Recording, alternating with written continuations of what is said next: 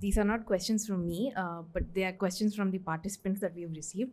And also Rajiv ji and Vijay ji have touched on so many crucial points, and these are things that we really need to think about. And as management students and in this setting, it's absolutely apt. So I'll start with one of the questions asked is, okay, why do we call it Hinduphobia when in fact nobody fears Hinduism, but rather it is general hate?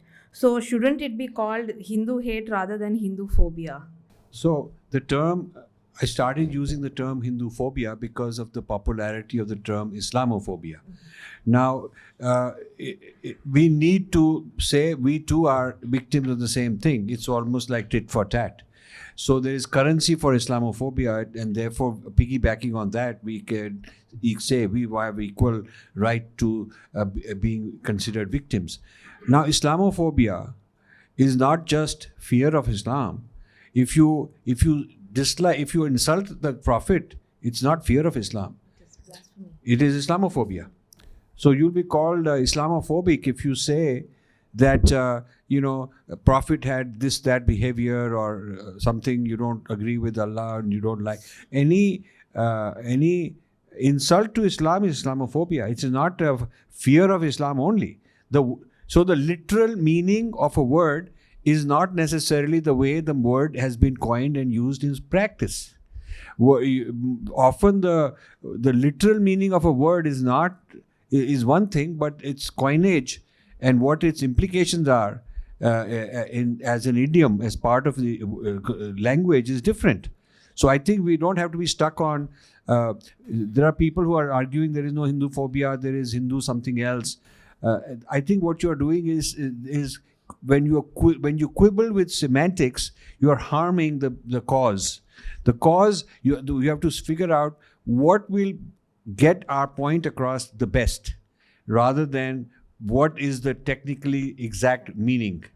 If the word in Islamophobia has currency and it refers to anything anti-Islam, whether it is fearing Muslims, whether it is just insulting their prophet or insulting their God or insulting any of their book, if you burn the Quran, it is Islamophobia. That doesn't mean you have fear of Islam. So Islamophobia is not fear of Islam. It's just basically hatred, disrespect. And so we have a similar problem of Hinduphobia, which is about the disrespect and insulting Hinduism. So it's a pragmatic. Let's be pragmatic.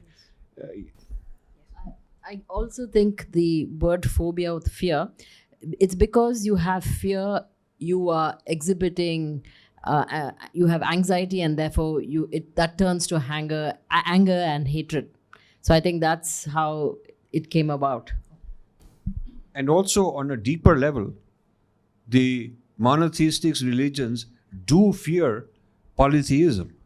They do fear it. It's not openly, I fear you as an individual, you seem like not a fearful person, but the beliefs you have, I'm afraid that it topples my belief in my system, because the validity of your system undermines my system. Since my system is so narrow and intolerant, it topples, it falls apart if your system is valid. So it is therefore fearful also in that sense. Thank you, sir. I'll go to the next question. The question is, how can we create an inclusive environment for the LGBT community in Hindu society? What is their place in Hindu society? So in the book Snakes in the Ganga, if you read the introduction, there is a friend of mine called Deepthi Rao. She's in the US in the tech world, and she's openly LGBTQ plus person, and we're very good friends. And the reason she approached me, the way we became friends, is she approached me and said that she wants to tell her story, that she's a practicing Hindu, and when she came to the United States and joined the LGBTQ plus movement, the white culture required her to disown her Hinduness in order to join the LGBTQ plus culture. And she says, why am I being made to force that choice? Why do I have to give up one in order to be supported. So she said, I try to fight it. And but by joining the LGBTQ movement, I had to deny my faith, which I didn't want to. So she came to me for some advice and help how to be a Hindu and yet be LGBTQ. So I gave her a lot of information, a lot of advice. There is nothing in our tradition that says that LGBTQ is to be publicly banned and all that stuff. It is not so. I mean, I don't agree with the government policy. I don't agree with the government policy, by the way. I think that LGBTQ people have to be respected. They have a right to... In fact, our tradition is very clear. The government does not impose personal dharma on others, only that conduct which becomes a public issue. If you're violent, it's a public job to enforce peace. But if I don't pray, unlike in some religions where they come and beat you up for not going and praying 5 times or whatever, or you don't fast, or if I don't eat sattvic food, if I don't pray, if I don't do my exercise and gain weight and have a heart attack, it is not the government's, in a dharmic society, it is not the dharmic's right to impose on me what it thinks is good conduct for my sake. So as long as it's private life, according to our smritis, the Raja does not have a right to impose on sexual behavior of people. It does not. Yes. So this policy is a violation of our dharmic rules, our dharmic principles, actually. I'd like to add something to it. You can answer or not answer this, is that the government has taken a stand that they're not going to accept non-heterosexual marriages. Yes, that's why I'm saying all this. I know, yeah. Yeah. So now the question, you can argue that it is bad karma. I don't know if it is or not. But even if it were bad karma, I'll face the phala. It's my karma and I'll face the consequences as long as the karma is not harming the social good. Why is it your problem? So that is how we have to do. But the LGBTQ, when it turns into a political movement and becomes a political identity, and in the Marxist sense, they are the oppressed and the others are the oppressor, and they have to fight the others. And then they have to, so once it becomes politicized and weaponized, I'm against that. So this is why the LGBTQ in the Western context, I don't agree with, but LGBTQ as individuals, I have no problem with. Now, as far as marriage is concerned, marriage is the government should say, we have nothing to do with marriage. You may be married or individual or whatever. Your rights are all as individuals. So if 2 of you want to live together, or 3 of you want to live together, or 5 of you want to live together, it's none of our business. And you can live together as roommates. We don't make rules on it. And whether the roommates are having sex or not is none of our business. The government could say that we only deal with individuals, and how they work with each other with none of our business. They could say that. But marriage is, from a government point of view, one is your personal life and your private life. That is your business. But from the government point of view, they give certain privileges, certain facilities to the spouse. When you die, the pension will go to the other person. You can have joint accounts, whatever. So as far as the rights to be together in terms of property, why not any 2 people have the same? Why couldn't I and any random person or 3 or 5 make a partnership and say we have joint property, we inherit each other's? What does marriage have to do? So this idea of marriage, you should really analyze what is marriage as far as the society is concerned. And when you really look at what is the function of marriage in society, this different from marriage in the spiritual sense. Because marriage in the spiritual sense is my private business. That the government shouldn't have anything to do with. Marriage in the societal sense, as far as public policy and legal rights are concerned, that is something where it's basically a privilege they're giving to 2 people to share certain properties and rights and so on. And that people should be able to do with anybody. So I don't think that government should interfere with this. The other question, the next question is, it's a bit general question. It's like there's a lot of damage done to the Indian society, and what are the first steps we can take as an individual to reverse it? Well, first you have to work on yourself, become better informed. You should not become an activist of left or right or anything unless you've really understood the situation. The problem is there are too many people who are out there as activists without understanding enough, without having studied enough. They're just being used as cannon fodder by some leaders. Some netas are using you to go around shouting this and that.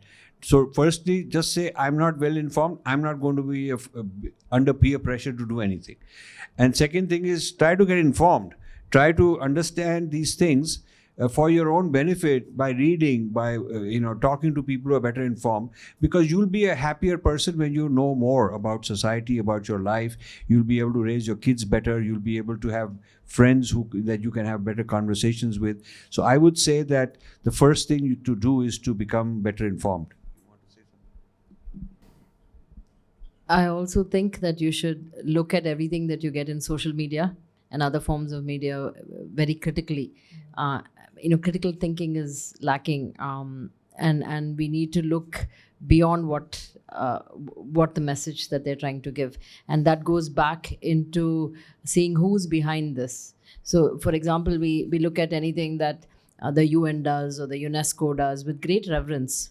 But then when you see who's funding it, follow the money trail. You guys are all from business school, and most of the time when you follow the money trail, you understand what the agenda is for most things that are presenting themselves in social media. And I think social media is, it can be good because it gives alternate voices to be heard, but also social media can, with AI and all of that, can end up brainwashing you and leading you into a path where you're not using your own brains and analyzing the situation that you need to be analyzing.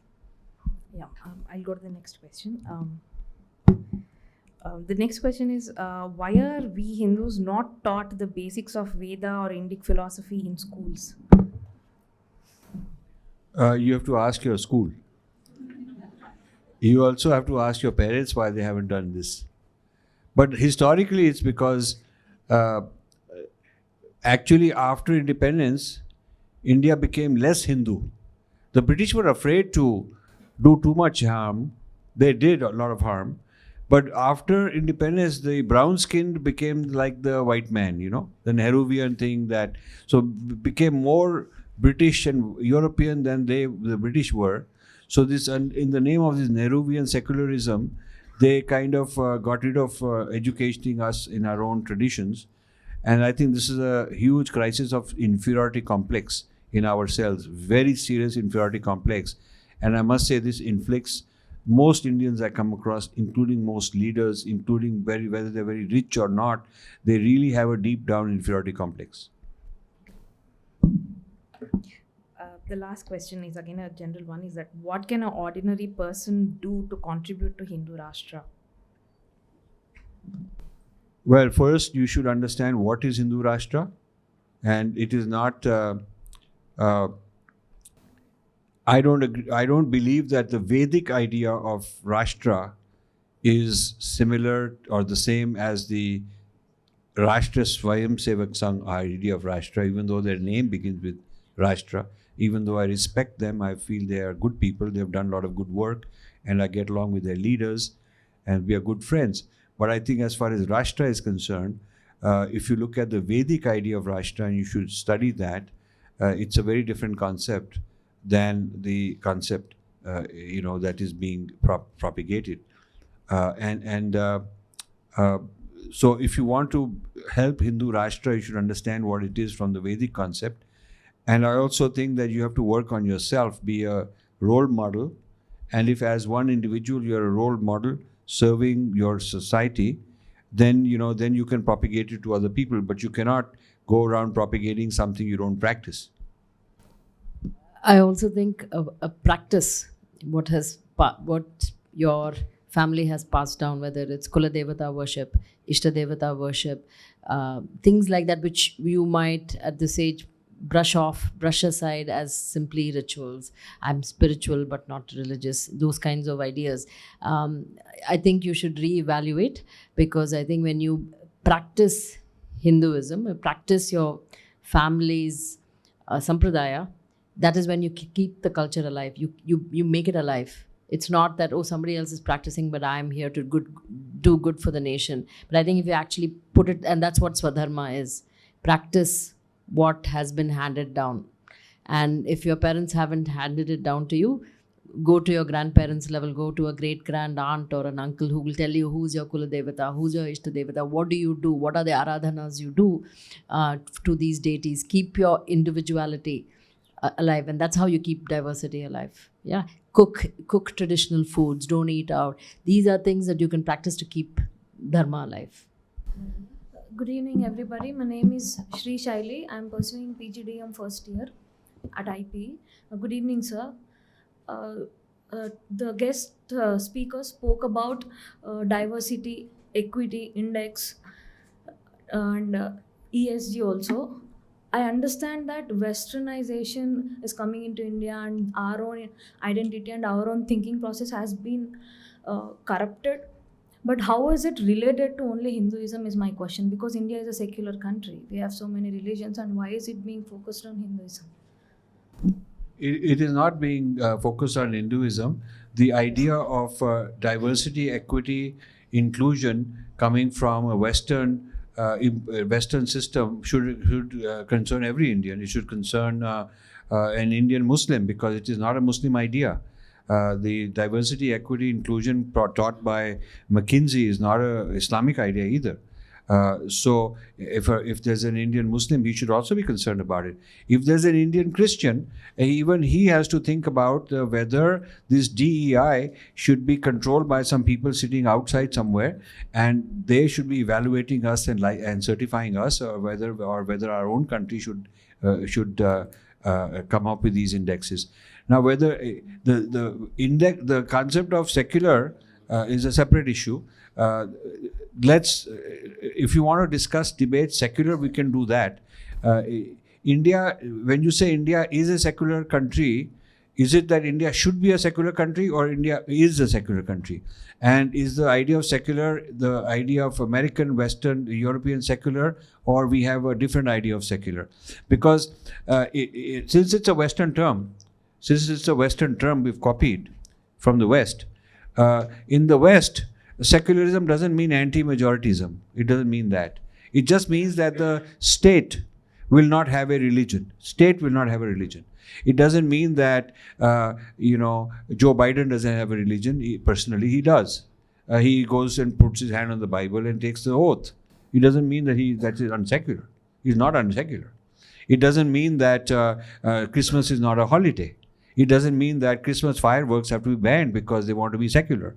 It doesn't mean that they have to hate their majority to prove that they are helping the minority. It doesn't mean any of that. There is no Hajj subsidy in the United States for Muslim minority, unlike in India, just to prove that they are secular. So the idea of being secular in American is very different than what we have turned it into in our country. So when you say we are a secular, firstly, we are not secular in the European and Western sense, although it's their term. We are not secular according to their criteria of what secular means. And secondly, if you say we are secular as in what the Constitution, a true secular, which we would say that it is totally neutral to all religions, that would be secular for you, right? So then why would you have temples under government control, but mosques and gurdwaras and churches not under government control? Did you know that? Hindu temples under government control. Do you know that there is an article that says that minority religions have a right to start educational institutions, but Hinduism does not? Why is that secular? So I think our idea of secular is anti-majority, which is hardly the meaning of secular elsewhere in the world. So I question whether we are secular in the true sense of the word. Secondly, putting that aside, as far as the index is concerned, it is harming, any foreign imposed index is harming people of all faiths in our country. So there are 2 points here. I also want to add that in the book, right, we talk about how these woke ideas based on critical race theory is itself a religion. And it is very true because it has some tenets, and if you don't follow it, you're cancelled. There is heresy. So it is like an Abrahamic faith. There's no doubt about it. It's actually a religion, and we've given that really well. So this, I would not say that these DEI is just secular. It's actually a religion, a foreign religion that's being imposed upon India, and that is absolutely right. And we've gone through every aspect of an Abrahamic faith, what it has, and the woke religion has every aspect. There's a check mark against every criteria that makes it a religion, a dangerous religion. Good evening, sir. Good evening, ma'am. So my name is Ritvik. I'm a research scholar at Physical Research Laboratory, Ahmedabad. So just to correct myself in the previous discussion, the government of India has launched a national mission on quantum technology and applications. The budget is 8,000 crores for that. So they do have a national plan for quantum technologies. But one needs to see how it works out, pans out. But my question is actually about some of the things that you mentioned today. So you've mentioned about a deep inferiority complex that we carry, a certain amount of guilt and shame. And I think that this is a pervasive thing that you've mentioned. I mean, it's a pervasive thing and you've mentioned it today. And I think that part of the reason why we adopt other models rather than our own models is because of this dislocation from self. Like, I think I've read Dr. Gabor Mate, and he says that... What's your question? The question is basically like, where does one break the cycle?